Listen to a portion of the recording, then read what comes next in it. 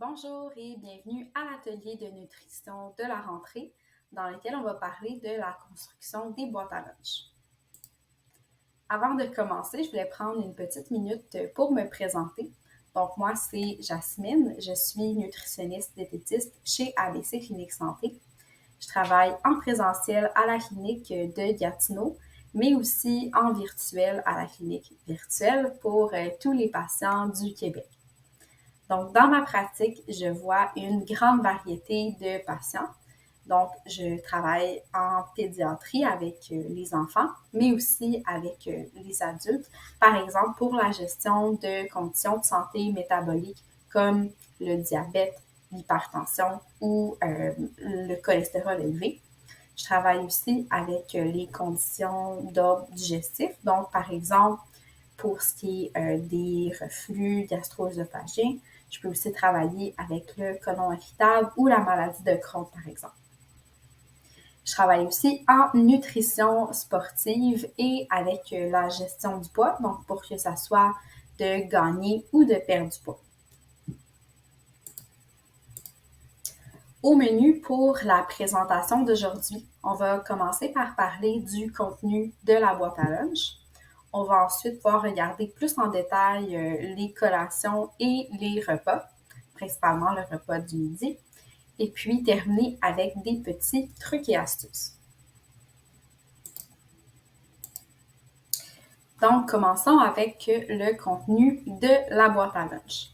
C'est important d'identifier plus précisément combien de repas et de collations on va inclure dans la boîte à lunch pour aider avec la planification et la préparation et en conséquence aider aussi avec le quotidien là, de la construction de la boîte à lunch.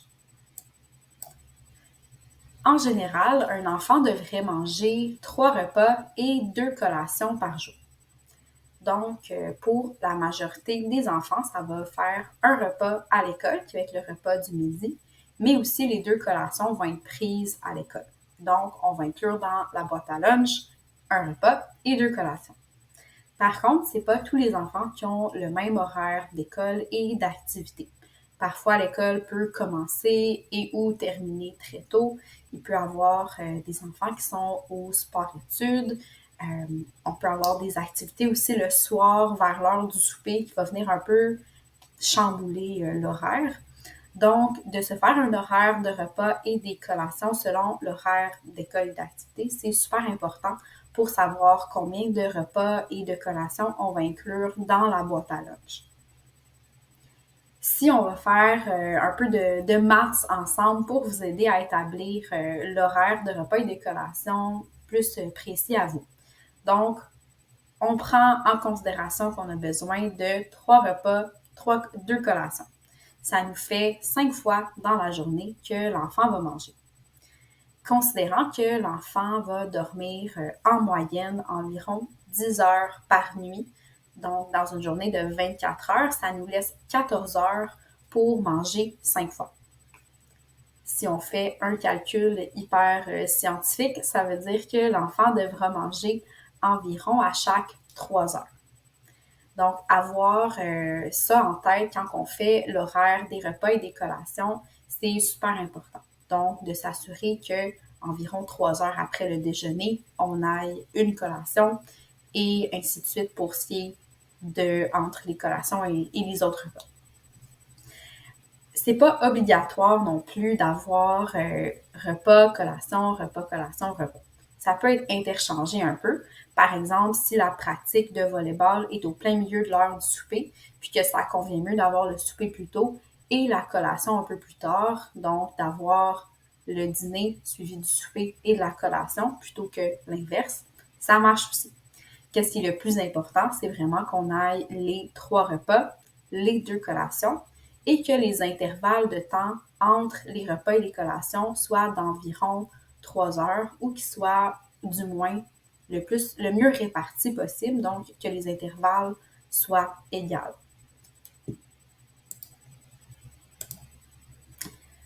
Donc maintenant, on va pouvoir regarder qu'est-ce qu'une collation. Donc, qu'est-ce qu'elle devrait contenir et aussi plus concrètement, de quoi ça a l'air une bonne collation. Une collation devrait contenir 2 différents ingrédients. Donc, un aliment protéiné, puis un aliment qui va être riche en glucides. C'est vraiment en combinant un aliment de chacune de ces 2 catégories-là qu'on va pouvoir avoir une super collation. Donc, une collation qui va pouvoir apporter de l'énergie, un petit regain d'énergie entre les repas, mais aussi qui va pouvoir amener un sentiment de satiété et le garder jusqu'au repas pour pas qu'on arrive au repas avec une super grosse faim. Plus concrètement, de quoi ça a l'air? Donc, on va regarder une catégorie à la fois. Première catégorie, ce sont les aliments protéinés. Il y a différentes sous-catégories d'aliments protéinés. Donc, on a les protéines d'origine animale, qui sont les viandes comme le poulet, le bœuf, le porc. Les œufs aussi vont rentrer dans cette catégorie-là. On a aussi tout ce qui est les protéines laitières, donc les produits laitiers en fait, qui sont par exemple le fromage, le yogourt, le lait ou autres produits laitiers. Et du côté des protéines végétales, on a les légumineuses, donc les pois chiches, le tofu qui est fait à partir de soya, qui est une légumineuse, et les autres légumineuses là, qui rentrent dans cette catégorie-là. Et puis, dernière catégorie vont être les noix et les graines. Donc maintenant, si on regarde quels aliments protéinés peuvent mieux correspondre à une collation, parce que c'est pas tout le monde qui va vouloir manger une poitrine de poulet là, pour une collation. Ça peut être quelque chose comme un morceau de fromage, un petit contenant de yogourt grec, du hummus qui est fait à partir de pois chiches, qui est une légumineuse, une tartinade de tofu, du lait, ça peut être une collation super simple qui peut être soit mélangée à quelque chose d'autre ou même juste un petit berlingot de lait. Des noix et des graines, tout fonctionne bien là, pour les collations.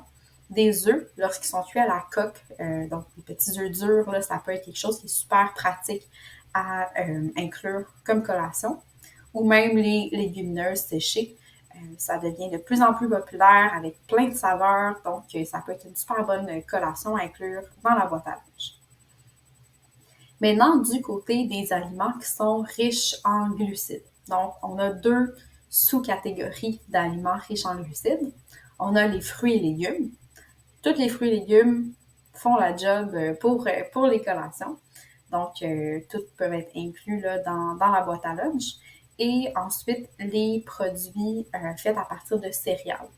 Par exemple, on a un muffin, surtout si on le fait nous-mêmes, c'est encore mieux. Les craquelins, céréales, les pains pita. Donc, encore une fois, tous les fruits et légumes et les aliments qui sont faits à partir d'une céréale peuvent être notre aliment riche en glucides qui va faire une bonne partie de notre collation. Donc, plus concrètement, de quoi ça a l'air une collation? On peut tout simplement combiner un aliment de chacune des catégories et les mettre à leur forme pure ensemble. Donc, quelque chose comme un morceau de fromage avec une pomme, c'est une super bonne collation. Comme on voit dans la première photo en haut, ça peut être du hummus avec pain pita. Ça aussi, ça peut être combiné pour une bonne collation. On peut avoir plusieurs aliments d'une même catégorie.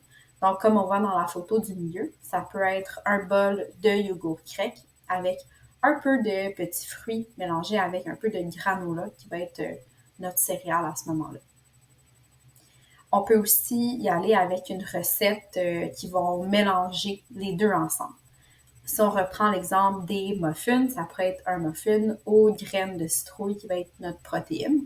Surtout si on ajoute des œufs et du lait dans notre recette de muffin. À ce moment-là, on a différents aliments protéinés plus notre farine. Ensemble, ça va être vraiment la recette parfaite pour une bonne collation. Ou quelque chose comme la dernière photo du bas, donc un smoothie qui va combiner du lait ou même du yogourt grec avec des fruits congelés. Une autre super bonne collation. En autant qu'on ait un aliment protéiné et un aliment riche en glucides, c'est tout ce qu'il nous faut pour une bonne collation. Donc maintenant, pour les repas. Donc souvent, ça va être le repas du midi, le dîner. Donc on va regarder ensemble, encore une fois, qu'est-ce qui devrait être contenu dans le repas, mais aussi des exemples plus concrets pour vous donner un petit peu d'inspiration. Voici qu'est-ce qui devrait être contenu dans les repas. Donc, les catégories doivent vous sembler un peu familières. C'est presque les mêmes catégories que pour les collations. Donc, les aliments protéinés, c'est exactement la même chose. On va vouloir soit un aliment protéiné là, comme une viande, des œufs, n'importe quel produit laitier. Ça peut aussi être des légumineuses ou des noix et des graines. On va ensuite vouloir des fruits et des légumes. Ça, on les connaît bien. Et puis, les grains entiers.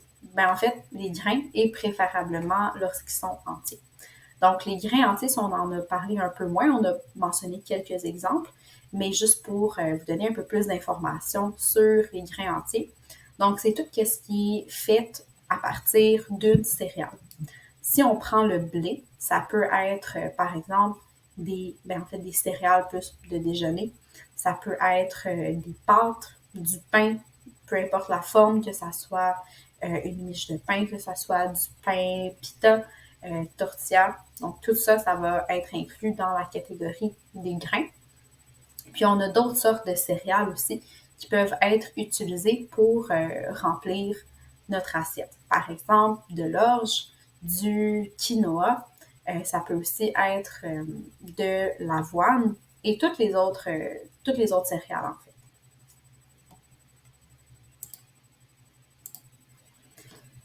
Bien qu'on veut avoir un peu de chacun des groupes d'aliments, on va aussi vouloir avoir une certaine répartition de ces différents groupes d'aliments-là. J'explique, on va vouloir que environ la moitié du repas soit composé de fruits et légumes et que l'autre moitié soit répartie entre les grains et les aliments protéinés.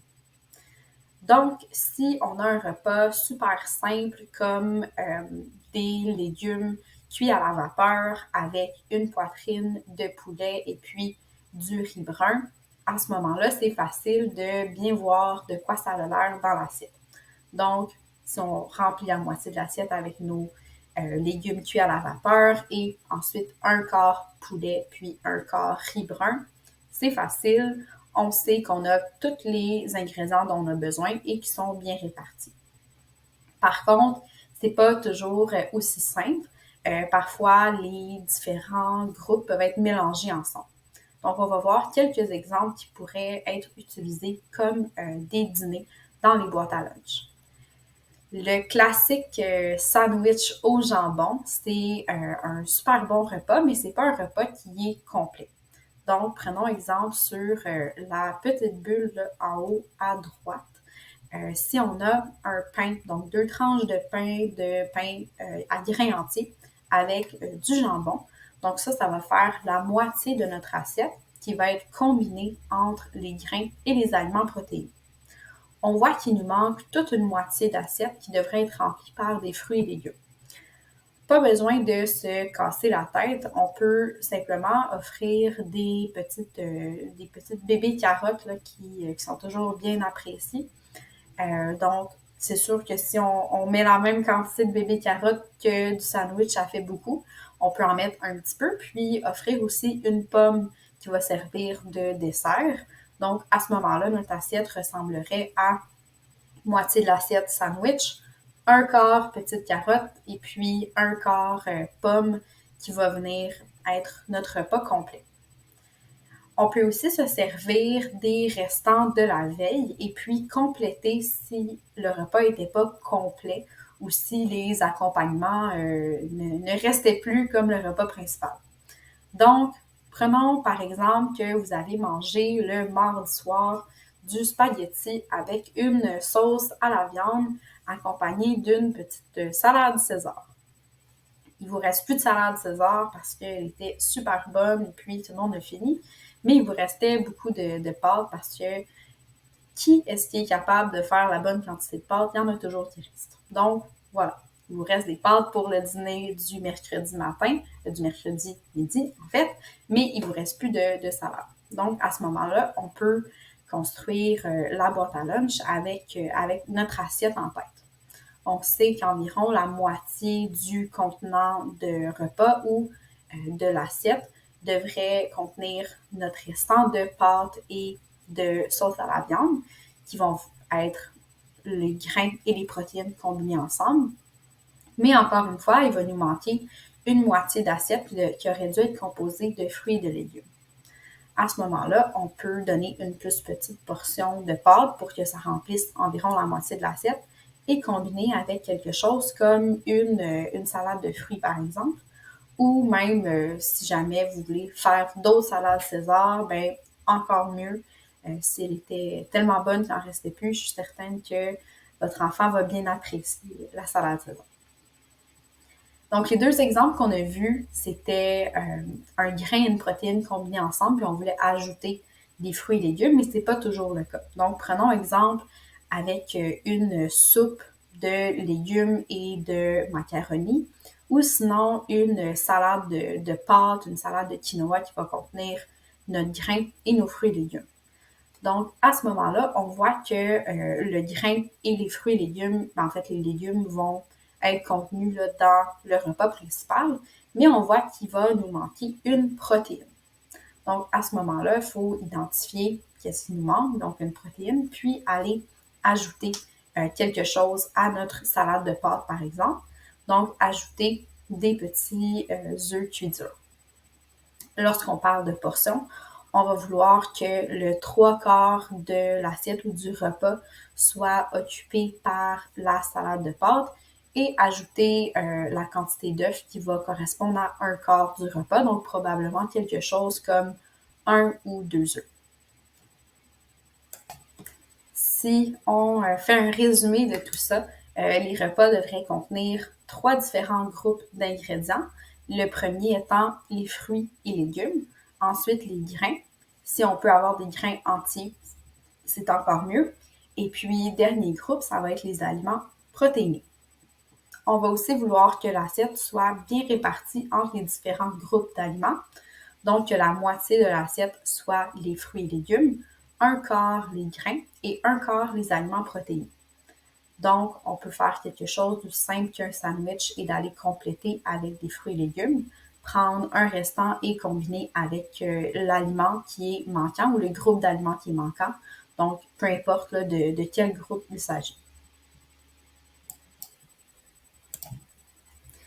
On va terminer la présentation d'aujourd'hui avec des petits trucs et astuces qui vont possiblement, ou je l'espère, là, faciliter les choses pour la construction des boîtes à lunch. Premier truc, ça va être d'impliquer les enfants autant dans la préparation que dans la planification des boîtes à lunch.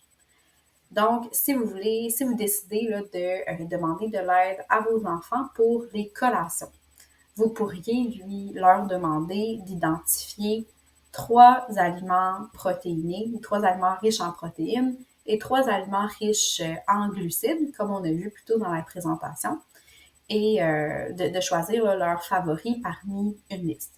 Ça va ensuite être votre liste d'épicerie pour les collations. Ensuite, vous pourriez avoir les 3 composantes, là, les 6, donc 3 protéines et 3 glucides de disponibles. Et puis, demander à l'enfant le soir précédent l'école de se choisir 2 collations, donc un aliment de chacune des catégories et de répéter l'exercice 2 fois pour avoir les 2 collations.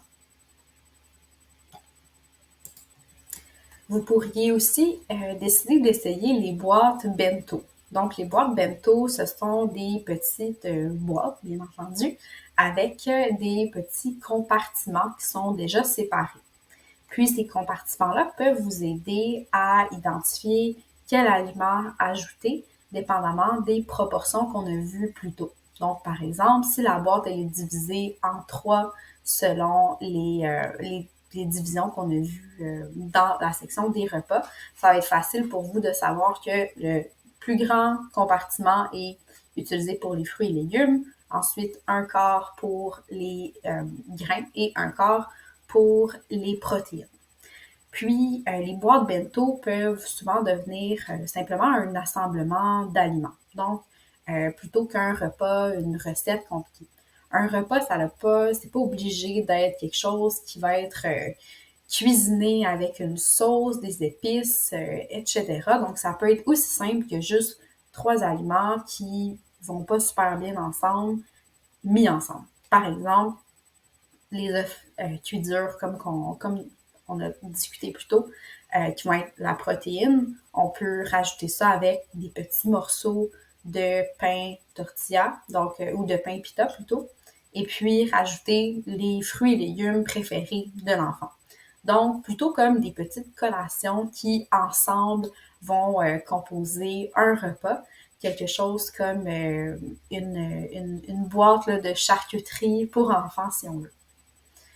On a ensuite la présentation. Donc, si le temps vous le permet, puis vous voyez que c'est quelque chose que votre enfant apprécie, des fois, juste couper le sandwich d'une certaine forme, rajouter des petits bonhommes comme qu'on voit dans la photo en bas avec le petit bout. C'est quelque chose qui peut être intéressant à ajouter aux boîtes à lunch. Ensuite, pour vous aider dans votre quotidien, faire du fameux meal prep, ça peut vous aider. Donc, oui, quand on pense au meal prep ou à la préparation d'avance, on pense souvent à cuisiner 8 repas différents le dimanche après-midi avec nos petits plats parfaits, mais ça peut être plus simple que ça. Ça peut être de simplement préparer ou préportionner les différents éléments des collations. Ça peut être de laver les fruits, de les mettre dans des contenants déjà préportionnés pour que le matin, quand l'enfant choisit les 4 qui lui tentent, ça soit plus simple de juste les prendre et les mettre dans la boîte à lunch. Les enfants peuvent aussi être inclus à cette étape-là, dépendamment de l'âge, donc de aider avec le lavage des fruits et des légumes ou même à couper certains aliments. Encore une fois, dépendamment de l'âge. Le meal prep peut aussi être fait dans la semaine sans vraiment qu'on s'en rende compte. Donc, de faire une recette un peu plus grande, une recette double, 1 à 2 fois par semaine.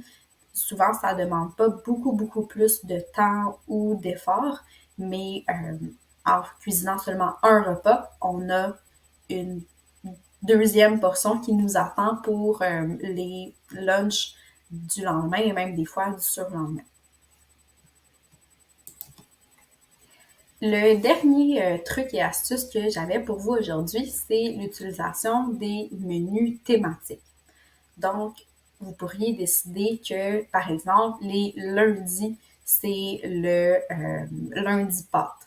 Le mardi, c'est le mardi salade. Mercredi, c'est le mercredi déjeuner. Donc, un petit déjeuner pour dîner. Jeudi pizza, etc. Donc, vous trouvez des petits thèmes que vous savez que votre enfant va aimer, puis va pouvoir avoir hâte à la journée du repas. Ça peut aussi beaucoup vous aider dans la planification. Donc, lorsqu'on pense à planifier notre repas du mardi, donc si on avait dit que c'était le mardi pâte, je pense, ou quelque chose comme ça devient beaucoup plus facile de trouver des idées de repas lorsqu'on a une certaine restriction. Donc, lorsqu'on sait qu'on s'en va pour chercher une recette de pâte versus rechercher une recette ou une idée de repas tout court. Donc, on passe de infini repas à une plus petite sélection. Ça devient plus facile à ce moment-là pour vous de trouver des idées de repas. Et comme je l'ai mentionné, là, ça devient aussi quelque chose où est-ce que l'enfant peut s'attendre à un certain repas et avoir hâte et possiblement mieux manger aussi. Donc, merci beaucoup d'avoir écouté la présentation d'aujourd'hui. Si jamais vous avez besoin de trucs qui sont plus personnalisés ou vous voulez discuter de votre alimentation à vous, l'alimentation de votre enfant, voir si l'alimentation est adéquate. Donc, c'est toutes des choses avec lesquelles je peux vous aider, que ce soit à la clinique de Gatineau ou même à la clinique virtuelle, vous pouvez prendre rendez-vous directement sur notre site web ou nous appeler au 1-866-222-6735. Merci beaucoup, puis passez une belle journée.